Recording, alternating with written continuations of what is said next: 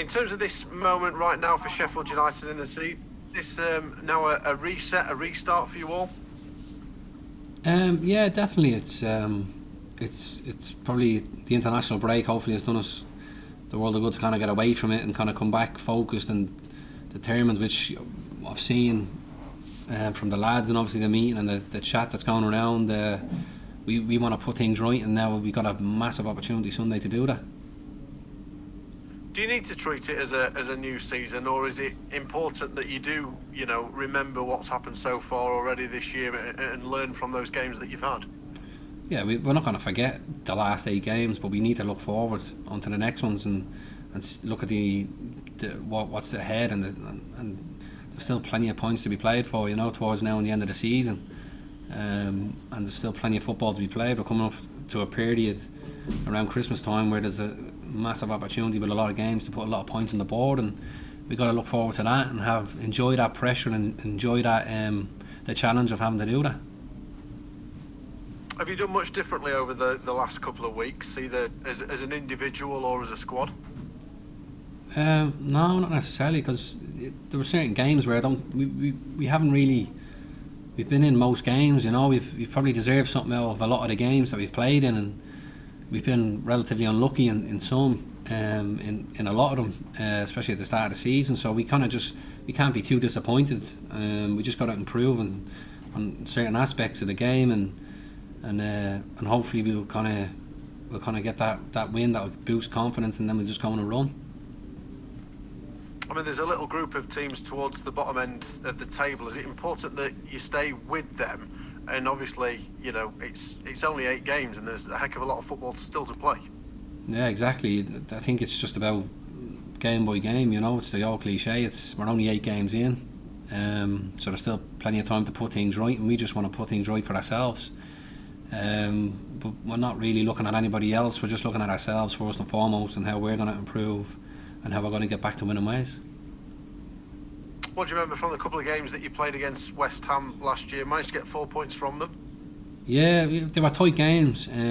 Obviously they got plenty of strength and depth in their squad, so I think at the home game there wasn't much in it, and obviously we got on top, got in the lead, and they were unfortunate with the VAR result that the goal got disallowed. But looking back, I still think it was a game that we probably deserved to win.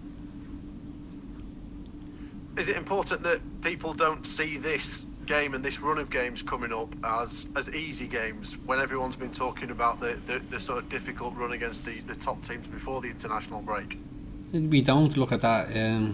Every game brings up different difficulties, different mentalities, and these games are as important as what the last 8 were. We treat every game the same, and we want the same outcome in every game. We want to win every game. It's not going to happen, but we'll prepare right, and we'll go out there and try and do it.